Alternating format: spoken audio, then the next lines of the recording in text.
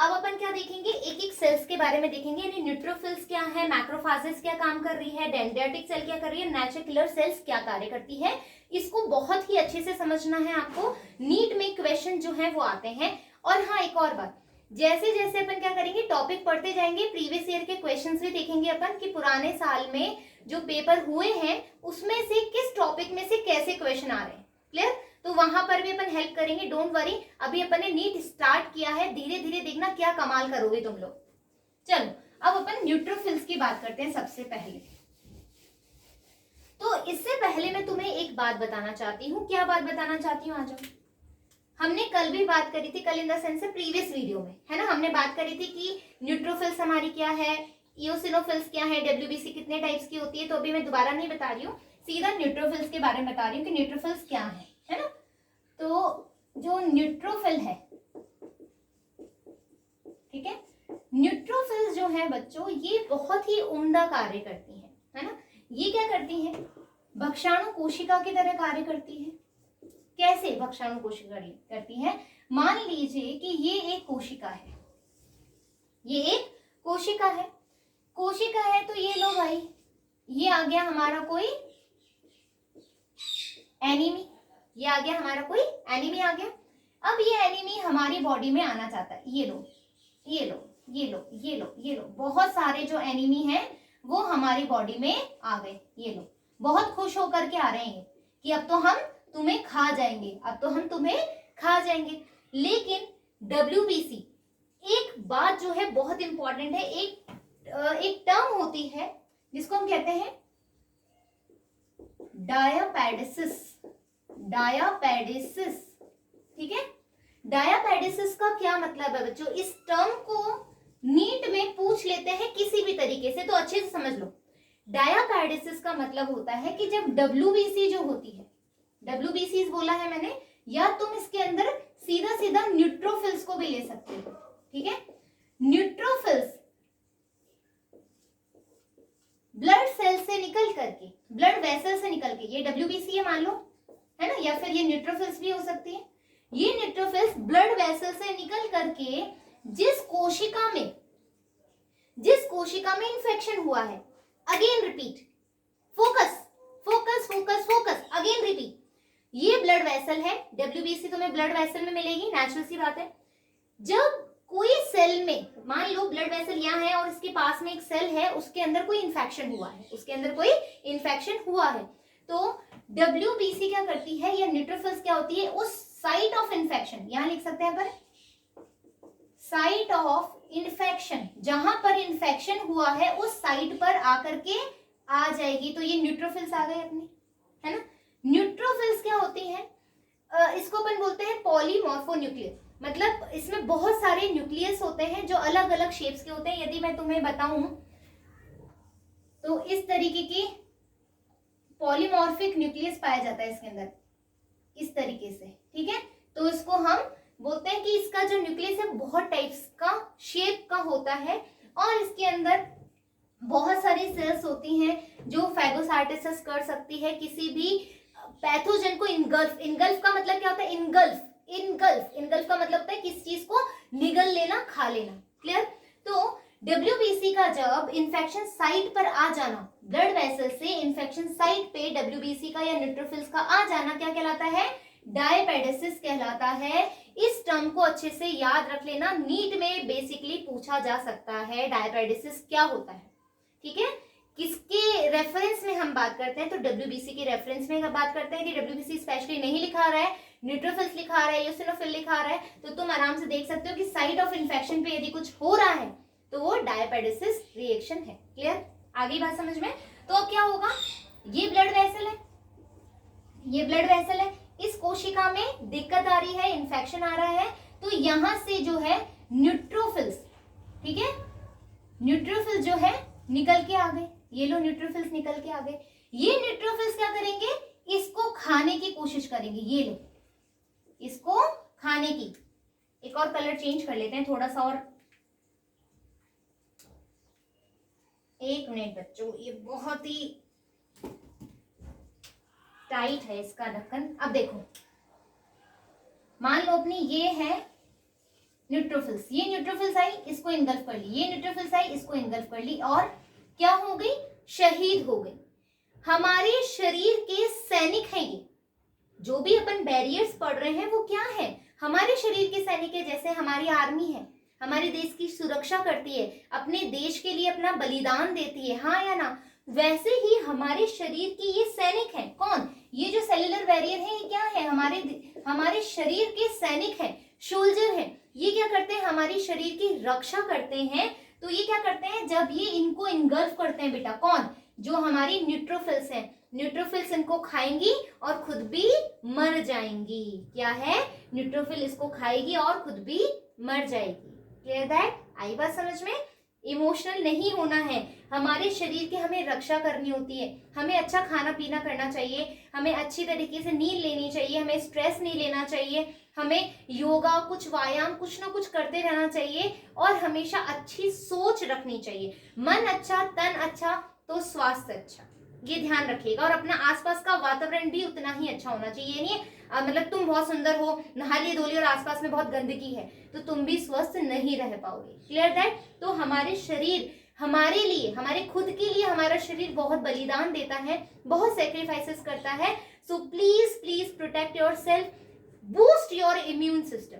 अपने शरीर की जो प्रतिरक्षा तंत्र है उसको एकदम स्ट्रॉन्ग रखो, तो कोई कोरोना क्या, कोई भी बीमारी तुम्हें नहीं लग पाएगी। Clear that. चलो, तो ये इसको इंगल्फ कर लेती है न्यूट्रोफिल्स, और क्या करती है, इसको खा जाती है और खुद भी किल हो जाती है। मान लीजिए कि न्यूट्रोफिल्स किल हो गई, और कुछ जो है अभी भी, ये जो पैथोजन है, कुछ पैथोजन अभी भी जो है यहाँ पर प्रेजेंट है, कुछ बैक्टीरिया जो है अभी भी यहाँ प्रेजेंट है। अगली बात, तो अब क्या काम करेगा, न्यूट्रोफिल्स ने अपना काम कर लिया, अब आएगा हमारा मैक्रोफाज। क्या आएगा, महाभक्षाणु सेल्स आएंगी, मैक्रोफाजेस आएंगी। तो पहले एक बार स्क्रीनशॉट ले लो, क्योंकि मैक्रोफाज के बारे में मुझे आपको बहुत सारी चीजें बतानी है, इससे पहले दो चीजें और बतानी है। ठीक है, क्लियर, यहां तक न्यूट्रोफिल समझ में आ गया। अब देखो, पूरा बोर्ड एक बार क्लीन कर दिया मैं।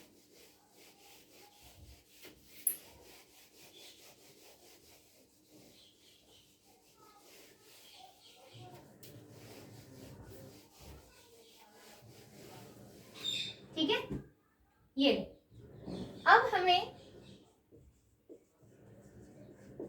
मैक्रोफाज या हम बोले महाभक्षाणु की बात करें, तो मैक्रोफाज या महाभक्षाणु की बात करने से पहले मैं एक चीज बता रही हूं। एक तो होता है अपना पराया, है ना, अपना पराया। तो हमारे शरीर में ये एक एबिलिटी होती है कि वो पता लगा लेती है कि ये हमारे शरीर की ही सेल्स हैं या बाहर से कोई फॉरेन मटेरियल आया है, बाहर से कुछ आया है। कैसे पता लगेगा, तो बच्चों हमारी बॉडी में मान लीजिए ये है बाहर की कोशिका, या मैं कहूं कि ये है कोई भी एंटीजन, एंटीजन तो नहीं बोलूंगी, मैं बोल देती हूँ पैथोजन। ठीक है, पैथोजन है कोई भी बाहर का जीव है जो हमें क्या करने आया है, हार्म करने आया है, हमें अटैक करने आया है। और ये जो कोशिका है वो है हमारी। ठीक है, हमारी कोशिका, हमारे शरीर के अंदर ये दोनों कोशिका प्रेजेंट है। अब हमारा शरीर जो है वो किसके लिए प्रतिक्रिया करेगा और किसके लिए नहीं, बहुत जरूरी है कि हम अपने ही इंसान को मार रहे हैं या कोई बाहर जो आया है। जैसे कभी कभी क्या होता है, बहुत नॉर्मल सी बात है, बहुत नेचुरल सी बात है कि कभी कभी कोई बाहर का व्यक्ति हमारे पूरे घर को बर्बाद कर देता है, हाँ या ना। कैसे कि वो, जैसे मान लीजिए कि कोई बच्चा है और उसका बाहर से कोई बोला कि आपका बच्चा ऐसा है, ऐसा करता है। माँ बाप को यदि ट्रस्ट नहीं होता बच्चे पे, या फिर कोई भी आपके जो गार्जियन है उनको ट्रस्ट नहीं होता है, तो वो आपको क्या करते हैं, आपको दूर कर देते हैं, आपसे बात करना बंद कर देते हैं, कुछ भी आपको पनिश करते हैं, तो वो बच्चा दूर हो जाता है। यदि हमें उस चीज से रोकना है तो हमारे शरीर को या हमारे पेरेंट्स को, हमारे गार्जियन को ये देखना पड़ेगा कि हमारे लिए वो हमारा बच्चा है, हमें समझना पड़ेगा कि हमारा बच्चा गलत नहीं है, हमें विश्वास करना पड़ेगा और हमें जांच पड़ताल करनी पड़ेगी कि वो सामने वाला जो बंदा है वो सही कह रहा है या नहीं कह रहा है ना।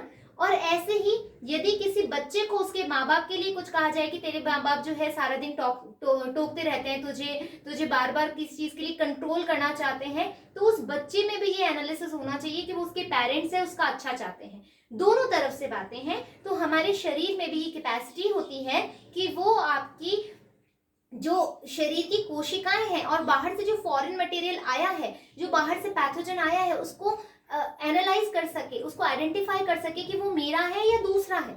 Clear that? तो हमारे शरीर में ये एक एबिलिटी होती है हमारे इम्यून सिस्टम के पास कि वो हमारे शरीर में जो कोशिका है उसको भी पहचान सकती है और जो बाहर से आया उसको भी। क्यों? क्योंकि हमारे इस जो पैथोजन है इस पे भी कुछ इस तरीके के प्रोटीन प्रेजेंट होते हैं जिसको हम कहते हैं एंटीजन टाइप के होते हैं। एंटीजन है ना, एंटीजन रिसेप्टर हम इसको कहते हैं। ठीक है, एंटीजन रिसेप्टर प्रेजेंट होते हैं या प्रोटीन रिसेप्टर भी बोल दो। वैसे ही हमारी खुद की कोशिका पे भी रिसेप्टर प्रेजेंट होते हैं। दोनों सेम सेम ही लग रहे हैं, है ना। ये हमारी सेल के, ये हमारी क्या है, सेल्फ है, सेल्फ रिसेप्टर। ठीक है, और ये हमारे नॉन सेल्फ हैं जो हमारे खुद के अपने नहीं है। तो कोशिका या हमारे शरीर की जो प्रतिरक्षा है वो कैसे पहचानेगी इन दोनों को देख करके कि कौन सी सेल मेरी है कौन सी पराई है ना। तो बेटा ये जो रिसेप्टर्स होते हैं इनको हम बोलते हैं एमएससी फर्स्ट मॉलिक्यूल या फर्स्ट प्रोटीन। ये एमएससी जो होते हैं इसको हम कहते हैं मेजर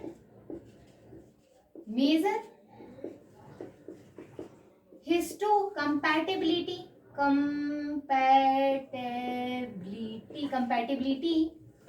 कॉम्प्लेक्स। ठीक है, मेजर हिस्टोकम्पैटिबिलिटी कॉम्प्लेक्स। अब तुम देख लेना, मेरे पास जगह नहीं होती है, मैं क्या करूं। ठीक है, मेजर हिस्टोकम्पैटिबिलिटी कॉम्प्लेक्स जो होता है ये क्या होता है, हमारी नॉर्मल सेल्स पे प्रेजेंट होता है MSC1 मॉलिक्यूल। और ये MSC1 मॉलिक्यूल की वजह से ही हमारा शरीर जो है या हमारा जो तंत्र है वो रिकॉग्नाइज कर पाता है कि हमारी खुद की कोशिका, इसको हमको मारना नहीं है, इसको हमें इसके अगेंस्ट में कार्य नहीं करना है। हमें किसके अगेंस्ट में कार्य करना है, इसके अगेंस्ट में। क्यों? क्योंकि इसके जो रिसेप्टर होंगे और इसके जो रिसेप्टर होंगे दोनों अलग अलग होंगे।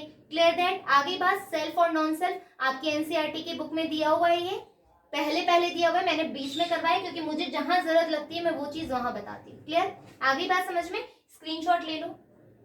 अब देखो, अब हमने ये बात अभी क्यों करी,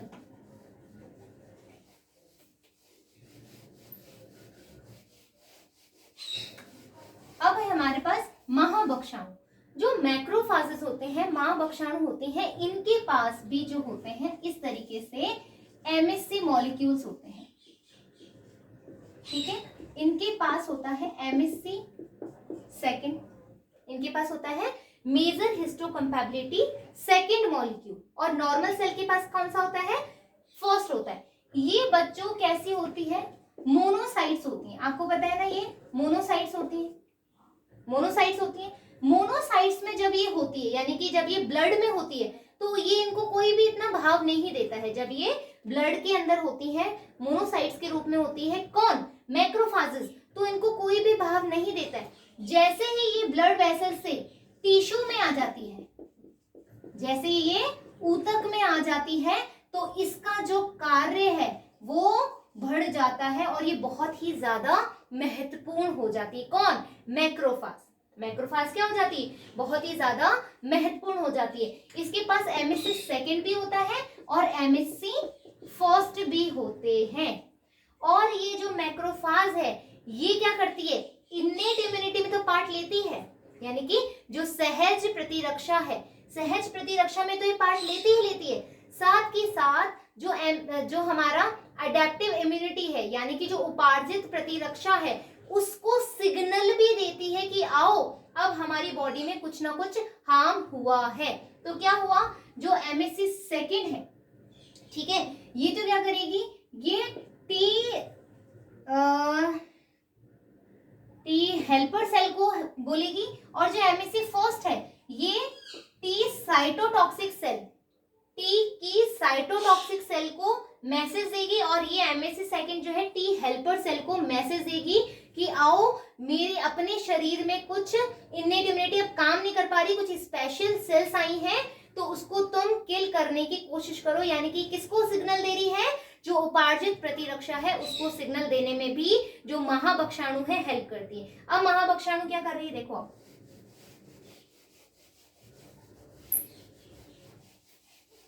महाभक्षाणु क्या कर रही है, हमने कहा था ये सेल है ना, ये सेल है, इसके अंदर कुछ बैक्टीरिया रह गए थे या कुछ पैथोजन रह गए थे, न्यूट्रोफिल्स मर गई थी, किल हो गई थी, फिर भी रह गए थे, तो क्या हुआ, हमारे पास कौन आ गया, मैक्रोफाज आ गया। मैक्रोफाज और भी डेंजर है हमारा, इनसे भी डेंजर दिखता है। आओ, मैक्रोफाज आया, मैक्रोफाज इनको इनगल्फ कर गया, ये लो, खा गया, इनको खा गया। अब मैक्रोफाज क्या बोलेगा, यदि पूरा प्रॉपर किल नहीं होता है तो ये कहाँ चला जाता है, उपार्जित प्रतिरक्षा के पास चला जाता है, उपार्जित प्रतिरक्षा में जाता है, और जो टी सेल्स हैं और जो बी सेल्स हैं उनको मैसेज कन्वे करता है। और ये कैसे करता है ये मैं बताऊंगी जब आपको एक्वायर्ड इम्यूनिटी पढ़ाऊंगी तब, ठीक है। यहां तक समझ में आ गया, मैक्रोफाज का काम भी समझ में आ गया। अब देखो डेंड्रियाटिक सेल, ठीक है, डेंड्रियाटिक सेल जो है वो क्या काम करती है, डेंड्रियाटिक कोशिकाएं। देखो डेंड्रियाटिक कोशिका जैसा नाम है वो क्यों है, क्योंकि ये इस तरीके से स्टार शेप में होती है, ठीक है, इस तरीके से स्टार शेप की होती है डेंड्रियाटिक सेल। और ये चूंकि जो न्यूरॉन्स होते हैं, अपने न्यूरॉन्स कैसे होते हैं, कुछ इस तरीके से होते हैं,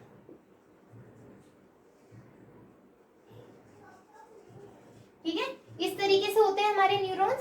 तो न्यूरॉन्स में भी इस तरीके से डेंड्रियन बने हुए होते हैं, उसी स्ट्रक्चर के, उसी शेप के होते हैं, इसी वजह से हम इसको क्या बोलते हैं, डेंड्रियाटिक सेल्स भी बोलते हैं।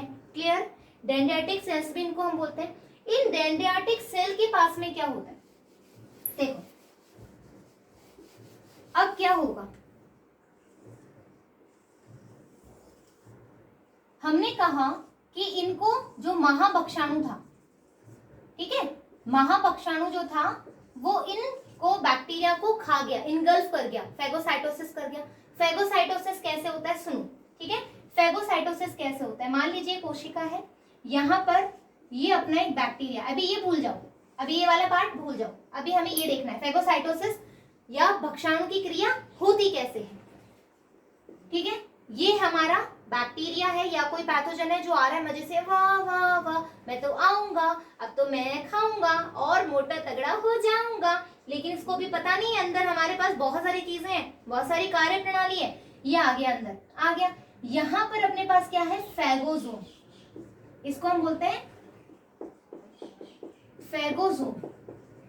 ये फेगोसोम क्या करता है, इसको इनगल्फ कर लेता है, इनगल्फ कर देता है, यानी कि अपने जैसे गुब्बारे में कुछ टॉफियां भर देते हो बर्थडे में, तो वो टॉफियां जो है अभी वायरस है या फिर जो पैथोजन है वो है, इसके अंदर चला गया। अब इसके बाद क्या आएगा, लाइसोजाइम आएगा, लाइसोजाइम नहीं, लाइसोजोम आएगा, लाइसोजोम ऐसा हो गया। अब ये लाइसोजोम क्या चला जाएगा, इसके अंदर चला जाएगा, तो फेगोसोम और लाइसोसोम आपस में मिल जाते हैं। देखो ये लाइसोसोम है और ये फेगोसोम है, ये लो आपस में फ्यूज हो गए और क्या बना लेते हैं, फेगोलाइसोसोम बना लेते हैं। मान लो कि मैं कोशिका के बाहर बता रही हूँ, कोशिका के अंदर ही होता है लेकिन, ठीक है, या कोशिका को बढ़ा लेती हूँ, ज्यादा सही रहेगा, नहीं तो फिर कंफ्यूज हो जाओगे, ठीक है। ये लो, ये बन गया हमारा फेगोलाइसोसोम, ये हो गया हमारा फेगोलाइसोसोम और इसके अंदर ये बैक्टीरिया है। अब ये बैक्टीरिया को खा जाएगा, खा करके इसके कुछ अवशेष जो है बचा लेगा, ये बैक्टीरिया के कुछ अवशेष है, बचा लिए। अब क्या हो रहा है कि जो हमारी कौन सी है, डेंड्रियाटिक सेल जो है, डेंड्रियाटिक सेल इनके पास क्या है, मैंने क्या बोला था, MHC सेकेंड होता है इनके पास। डेंड्रियाटिक सेल के पास भी क्या होता है, MHC सेकेंड मॉलिक्यूल होता है। ये MHC सेकेंड मॉलिक्यूल क्या करता है, उसके ऊपर, ठीक है, ये लो, इसको क्या कर लेगा, अपने ऊपर सजा लेगा। तो ये क्या कर रहा है बेटा, ये एक टर्म कर रहा है जिसको हम बोलते हैं एंटीजन प्रेजेंटिंग सेल। क्या बोल रहे हैं, जो हमारी डेंड्रियाटिक कोशिका है इसको हम बोलते हैं एपीसीज का मतलब होता है एंटीजन प्रेजेंटिंग सेल्स, ठीक है, एंटीजन प्रेजेंटिंग सेल्स हम इनको बोलते हैं। क्यों?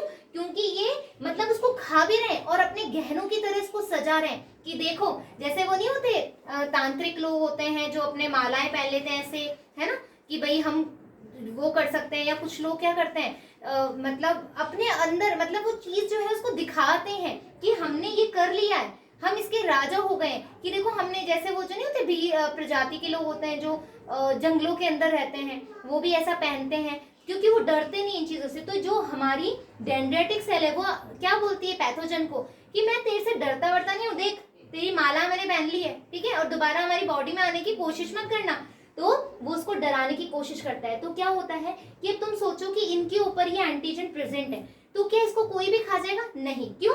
क्योंकि MHC सेकंड मॉलिक्यूल इसके पास प्रेजेंट है। इसकी वजह से हमारी बॉडी ये बोलेगी कि ये मेरी खुद की सेल है, ये एंटीजन नहीं है, इसलिए डेंड्रेटिक सेल को कोई इनगल्फ नहीं कर पाता है। क्लियर है? आपका क्वेश्चन यही आता ना कि मैम यदि इस कोशिका पर एंटीजन प्रेजेंट है ना, ये कोई पैथोजन प्रेजेंट है, पैथोजन है और वो प्रेजेंट है, तो कोई भी सेल इसको आगे के भी इनगल्फ कर लेगी, है ना। मैक्रोफाज इसको खा गई तो क्या कर लोगे? इसको मैक्रोफाज नहीं खा सकती या कोई भी इस पे अटैक नहीं कर सकता। क्यों? क्योंकि इसके पास क्या है? MHC मॉलिक्यूल है सेकंड वाला, जिसकी वजह से ये हमारी बॉडी को ये बता देती कि भाई मैं तेरा ही सेल हूँ, बाहर का सेल नहीं हूँ, मैं तेरी रक्षा करने आया हूँ। Clear that? अब क्या होगा ये बात समझ में आ गई? और फटाफट स्क्रीनशॉट ले लिया। अब देखो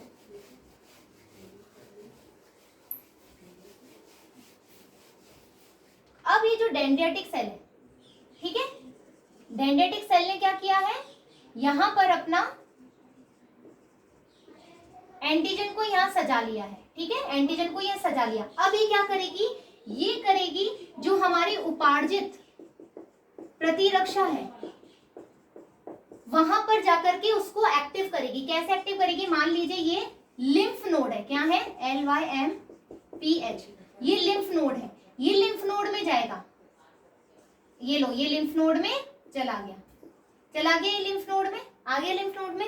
अब लिम्फ नोड में जब ये आ गया तो ये क्या करेगा? आपको पता है यहाँ पे टी सेल्स होंगी, लिम्फोसाइट्स है, जो टी सेल्स होंगी, ये टी सेल को मैसेज करेगा। ये मैसेज कैसे करेगा? ये अपन पढ़ेंगे एडेप्टिव इम्यूनिटी में।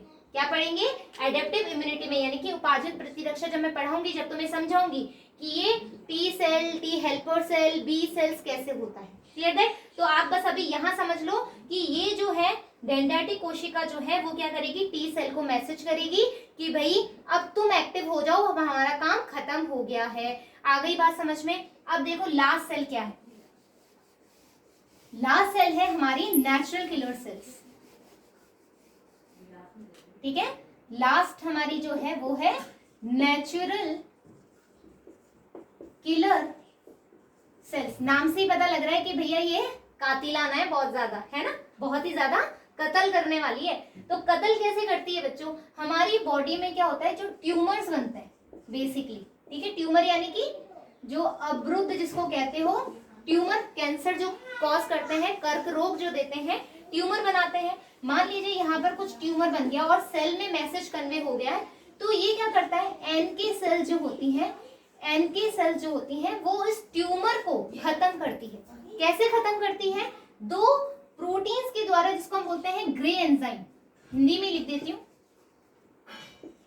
परफोरिन प्रोटीन के द्वारा, परफोरिन प्रोटीन के द्वारा और एक ग्रेजाइम के द्वारा। ये दो प्रोटीन होते हैं जिसके द्वारा नेचुरल किलर सेल जो ट्यूमर सेल्स होती है उसको किल करने में हेल्प करती है, यानी कि हम बोल सकते हैं जो नेचुरल डेथ है, नेचुरल डेथ कराती है, या हम कहें पीसीडी यानी कि प्रोग्राम सेल डेथ करवाने में हेल्प करती है। आ गई बात समझ में? Clear that? तो आज हमने क्या पढ़ लिया? नेचुरल किलर सेल्स पढ़ ली, डेंड्रेटिक सेल पढ़ लिया, मैक्रोफाजेस पढ़ लिया, न्यूट्रोफिल्स पढ़ लिया। लास्ट बैरियर हमारा बचा है, ठीक है। लास्ट बैरियर कौन सा है? देखो, लास्ट बैरियर है हमारा जिसको हम बोलते हैं इन्फ्लेमेटरी